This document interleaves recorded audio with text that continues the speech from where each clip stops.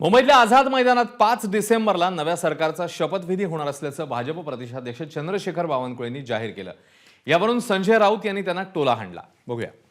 महाराष्ट्रातील संपूर्ण जनता, देशामधील जनता महायुती सरकारचा शपथग्रहण समारोह केव्हा होतो याची वाट बघत होते। तो आनंदाचा दिवस आला आहे।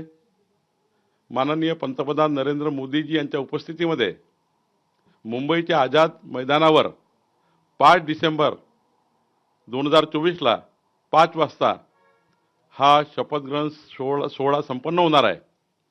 मी महाराष्ट्राच्या जनतेला खूप खूप शुभेच्छा देतो। यांना राज्यपालाचे अधिकार दिलेले आहेत का? आम्ही 5 तारखेला शपथ घेऊ। राज्यपालांनी सांगितलंय का? राज्यपालांना तुम्ही सांगितलंय का? राज्यपालांनी कळवलंय का?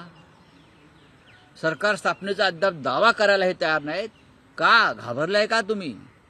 कशा करता आपण सरकार स्थापनेचा दावा करत नाहीये?